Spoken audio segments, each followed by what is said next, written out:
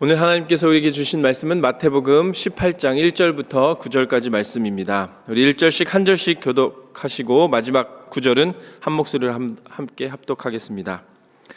그때의 제자들이 예수께 나와 이르되 천국에서는 누가 크니이까? 예수께서 한 어린아이를 불러 그들 가운데 세우시고 이르시되 진실로 너희에게 이르노니 너희가 돌이켜 어린아이들과 같이 되지 아니하면 결단코 천국에 들어가지 못하리라. 그러므로 누구든지 이 어린아이와 같이 자기를 낮추는 사람이 천국에서 큰 자니라. 또 누구든지 내 이름으로 이런 어린아이 하나를 영접하면 곧 나를 영접함이니 누구든지 나를 믿는 이 작은 자 중 하나를 실족하게 하면 차라리 연자 맷돌이 그 목에 달려서 깊은 바다에 빠뜨려지는 것이 나으니라. 실족하게 하는 일들이 있으므로 말미암아 세상에 화가 있도다. 실족하게 하는 일이 없을 수는 없으나 실족하게 하는 그 사람에게는 화가 있도다. 만일 내 손이나 내 발이 너를 범죄하게 하거든 찍어내 버리라. 장애인이나 다리 저는 자로 영생에 들어가는 것이 두 손과 두 발을 가지고 영원한 불에 던져지는 것보다 나으니라. 만일 내 눈이 너를 범죄하게 하거든 빼어버리라. 한 눈으로 영생에 들어가는 것이 두 눈을 가지고 지옥불에 던져지는 것보다 나으니라. 아멘. 하나님의 말씀입니다. 여러분, 오늘 새벽 본문 말씀은 제자들의 질문으로 시작합니다. 제자들의 질문은 이것입니다. 천국에서는 누가 큰 자니까? 천국에서는 누가 큽니까? 입니다. 제자들의 이 질문은 단순한 호기심에 시작된 질문이 아닙니다. 그들 마음속 깊은 곳에 있는 경쟁심과 비교의식, 그리고 내가 더 인정받고 싶어하는 욕망들이 올라온 질문입니다. 그런데 예수님께서는 그 질문을 정면으로 반박하시며 완전 뒤집어 버리십니다.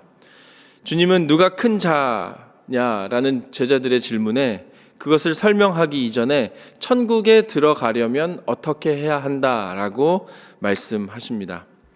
천국의 길은 시간이 되면 열리는 길도 아니고 천국의 길은 그저 올라가는 길이 아니라 예수님께서는 돌이켜 낮아지는 길이라고 분명하게 말씀하십니다. 천국에서의 큰 자는 쌓아 올리는 사람이 아니라 오히려 자신을 낮추는 사람입니다. 그래서 오늘 예수님의 말씀을 통하여 이 세상의 기준이 아닌 천국에서의 기준, 천국의 방식으로 살아가는 우리 모두가 되기를 축복합니다. 예수님께서 말씀하신 첫 번째는 이것입니다. 돌이켜야 천국에 들어갑니다. 오늘 말씀에 이렇게 말씀하시죠. 3절에 기록합니다. 이르시되 진실로 너희에게 이르노니 너희가 돌이켜 어린아이들과 같이 되지 아니하면 결단코 천국에 들어가지 못하리라. 여기서 우리가 가장 먼저 붙잡아야 할 단어는 돌이켜입니다. 돌이키라는 이 말은 단순히 조금 고쳐보자, 조금 어떻게 내 부족한 부분을 보완해보자 정도로 끝나는 수준이 아닙니다. 돌이켜는 방향을 완전히 전환하라는 말씀입니다. 유턴하라는 말씀입니다. 지금 너가 가는 길이 틀렸다는 걸 빨리 하나님께 인정하고 그 길에서 돌이켜서 완전히 방향을 바꿔 하나님께로 향하라는 예수님의 말씀입니다. 제자들의 지금까지의 삶의 방향은 무엇이었냐? 누가 더 큰 자냐? 누가 더 잘하고 있는가? 누가 인정받고 있는가입니다. 그런데 예수님께서 말씀하시는 방향은 천국에 들어가려면 돌이키라는 말씀입니다. 우리도 마찬가지입니다. 신앙생활 오래 하고 있다 보면 착각이 들 수 있습니다. 나 이미 성경 많이 배웠어. 읽을 만큼 읽어봤어. 나는 이미 교회 생활 오래 해봤어. 교회가 어떤 곳인지 대충 알 것 같아. 게다가 나는 새벽 기도도 빠짐없이 하고 있어. 그러나 예수님께서 오늘 새벽에 우리에게 이렇게 말씀하십니다. 돌이켜야 한다. 왜냐하면 신앙의 적은 무지함이 아닙니다. 익숙함입니다. 사실 신앙의 익숙함이 오히려 우리의 회개의 눈물을 막고 있습니다. 또 신앙의 익숙함이 하나님 앞에서의 나의 떨렸던 그 첫사랑을 자꾸 무뎌지게 합니다. 그리고 그 익숙함이 결국 나는 괜찮을 거야 라는 결과를 낳고 교만을 낳게 됩니다. 그렇게 오늘 예수님께서 하신 말씀 이 돌이켜를 깨닫는 새벽 되기를 주님의 이름으로 축원합니다. 그래서 사실 새벽이 중요합니다. 새벽은 어떤 나의 일찍 일어남과 열심을 증명하는 시간이기 이전에 조용하게 하나님과 나와의 시간을 묵상하는 시간 되기 때문입니다. 오늘 이 시간 여러분 새벽을 깨우셨기 때문에 한번 이렇게 마음을 가다듬고 기도해 보면 좋겠습니다. 하나님, 지금 내 마음이 어디로 향하고 있는지 확인하길 원합니다. 하나님, 내 관심이 지금 어디에 쏠려 있는지 다시 점검해 보길 원합니다. 혹시 나는 지금도 큰 자리만 바라보고 있진 않았는지 회개합니다. 여러분, 우리는 계속해서 돌이켜야 합니다. 속도를 내는 게 정답이 아니라 열심을 더하는 게 답이 아닐 때도 있습니다. 나의 방향을 점검하며 때론 주님께 돌이켜야 합니다.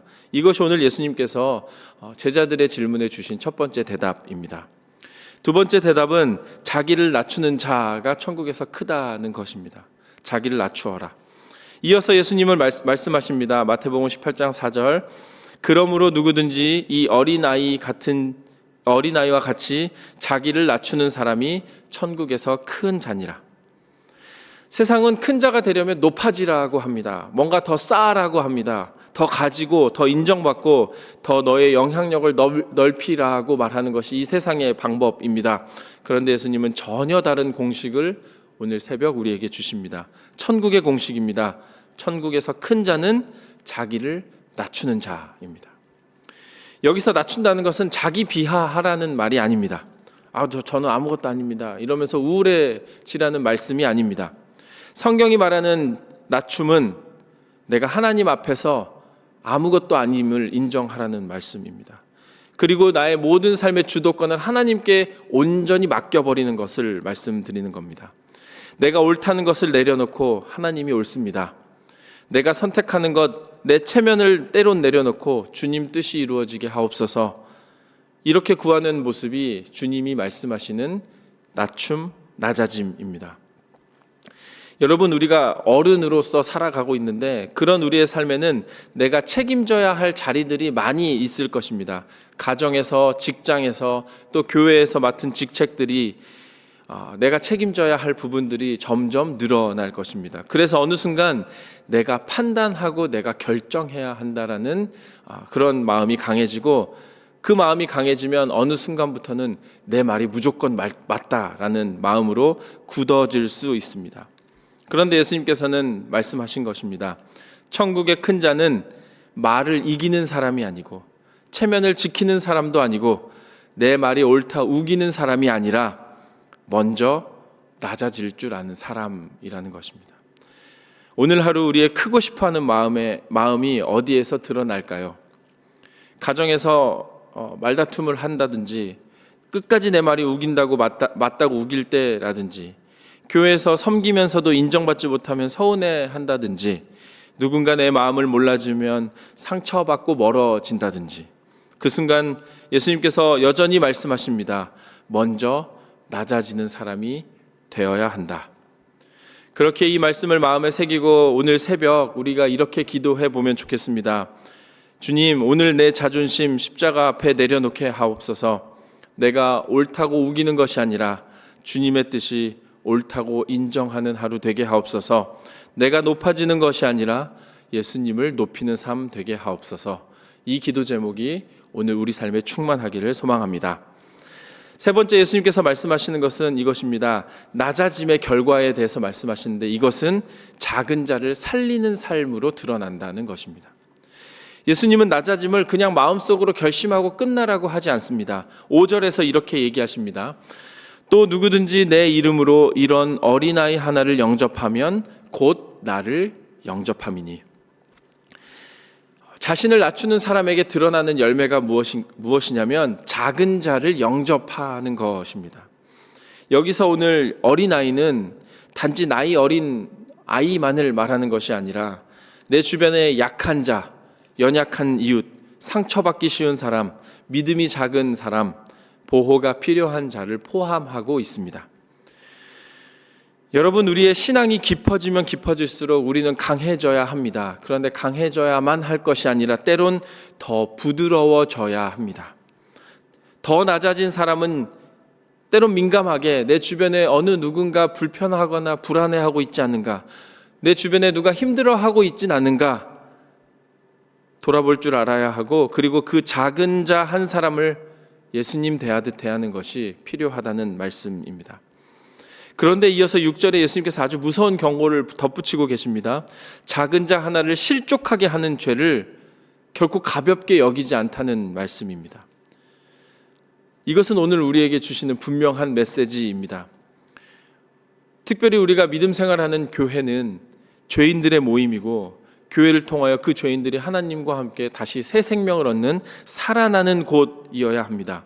그런데 때로는 우리의 말 때문에, 우리의 태도 때문에, 우리의 무관심 때문에 누군가 넘어지고 낙심한다면 주님 앞에서 그 책임이 가볍지 않다는 것을 우리가 깨달아야 합니다. 그렇게 오늘 새벽 이 말씀 앞에서 이렇게 마음을 가다듬고 기도하길 소망합니다. 주님, 오늘 내 말이 누군가를 살리는 생명의 말이 되길 원합니다. 주님, 내 태도가 누구를 넘어뜨리지 않게 내 태도를 돌아보길 원합니다. 내가 강해 보이는 척하면서 약한 자를 밀어내지 않도록 나를 붙들어 주옵소서. 그리하여 이 기도를 통하여 예수님께서 말씀하신 작은 자를 살리는 삶을 실천해 보는 저와 여러분 되기를 소망합니다. 마지막으로 예수님께서 말씀하시는 것은 이것입니다. 죄와 유혹은 단호하게 끊어버리라는 말씀입니다. 오늘 본문 마지막에 예수님께서는 손, 발, 눈 이야기를 계속해서 하시는데 그 말씀의 내용이 조금 끔찍합니다. 유혹이 들어오는 통로를 끊으라고 말씀하시는 것입니다. 죄를 과감하게 잘라내라, 막아서라 라고 하시는 것입니다. 이 말씀은 문자 그대로 나의 신체를 훼손하라는 말씀이 아니라 죄에 대한 우리의 태도에 대한 말씀입니다. 우리는 죄를 너무 쉽게 다룹니다. 그래서 죄 앞에서, 죄된 나의 모습 앞에서 이 정도는 괜찮겠지, 다들 이 정도는 하잖아, 사실 티도 안 나는 잘못이야 라면서 나의 죄를 덮어버릴 때가 너무 많이 있습니다.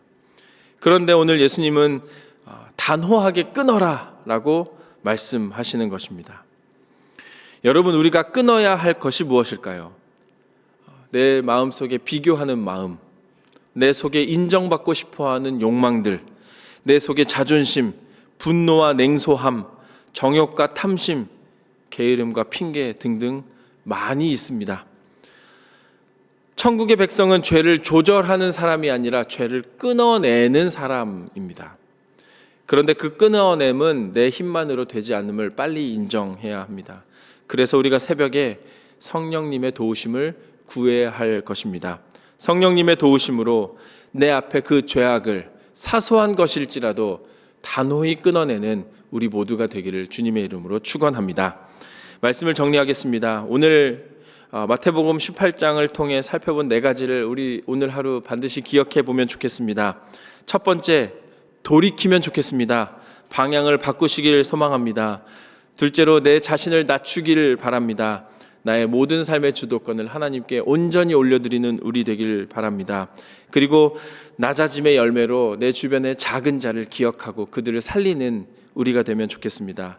마지막으로, 우리 앞에 어떠한 죄든지 그 죄는 단호히 끊어버리는 저와 여러분 되기를 주님의 이름으로 축원합니다.